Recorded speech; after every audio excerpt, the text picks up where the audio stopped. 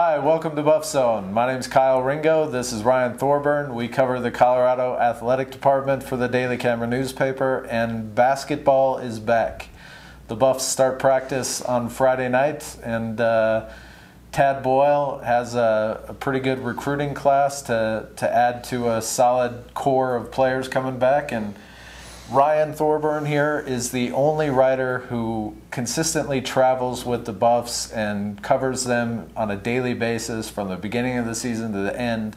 Nobody knows more about this program over the past few years than Ryan Thorburn. So Ryan, what can fans expect from Tad Boyle and his program this year? Well, I think it's going to be very interesting. Obviously, they lose Alec Burks early to the NBA draft. They lose Corey Higgins, Levi Knutson, Marcus Relford. But I think really what you can look forward to is counting this as year one of Tad Boyle. These are his guys now. I mean, there's some leftovers, but he's got a great infusion of young talent here. His style is going to be implemented from the get-go, up and down, and recruiting is going very well. They have their new practice facility. I think they're a great unknown. I think they're going to be better in March than they are in November. I think that's something I saw with last year's team. Every month they made improvement. I think that's a good sign for the coaching staff. And I mean, we're talking about practice, basketball practice. We're talking Allen Iverson here. That's kind of speaks to the level the football program's at right now, but I think it's more so that people are finally interested in college basketball again at CU because they like Tad Boyle and the style of play and the young guys he's bringing in. So I'm kind of looking forward to see how they develop over the course of the year. I'm definitely looking forward to it. I'm really excited about the basketball season, watching this basketball program adapt to its new league the way the football program has. You know, some of the interesting storylines and comparisons that come up in that process will be fascinating.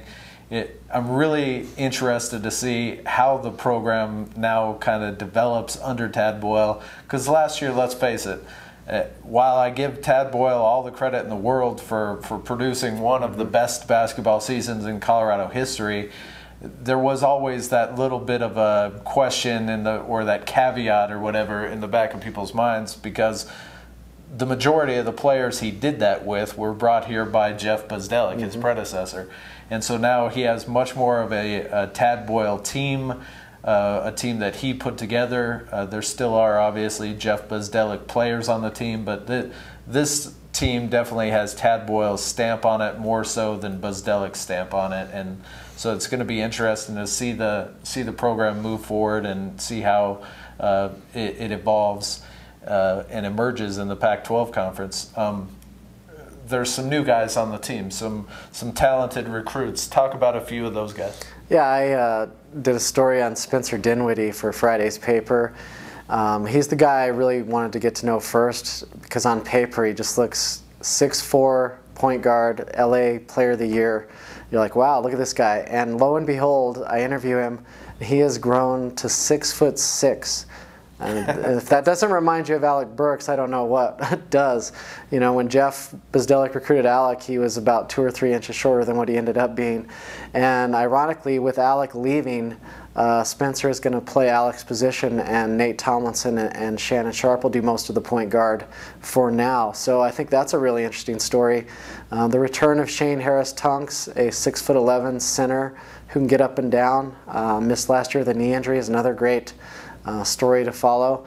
And just Tad Boyle going to the Pac-12. He's a Big 12 guy, but I think his style and obviously recruiting, he's done very well in Los Angeles, is a big story because I think CU is a good fit in the Pac-12 in basketball compared to what they were in the Big 12. And you know, a guy you didn't mention in there was really coming on playing great basketball down the stretch last year, and that's Andre Robertson. And I anticipate him being a huge part of this team, you know, a rebounding force.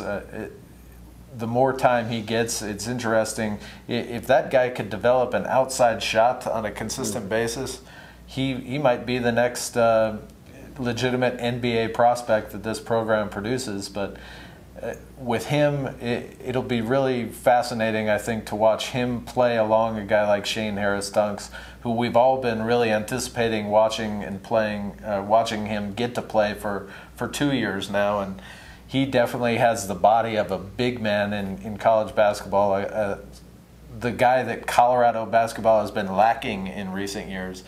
And so that's going to be fascinating to watch. Any early season predictions or things to keep an eye on here as the first month of practice goes by? No, I think their schedule is interesting. Last year they had so many road games in non-conference. This year they're playing in the Puerto Rican shootout, and then they're on the road with Air Force and CSU, but they don't get on a lot of airplanes. So I think they have a chance with, I think, 9 straight home games at one point to get the confidence going, get on a roll, rack up some wins. I think they're a sleeper in the Pac-12. I think they're middle of the pack. Most publications are picking them last or second to last with Utah. I think that's just solely based on who they lost and that they're new.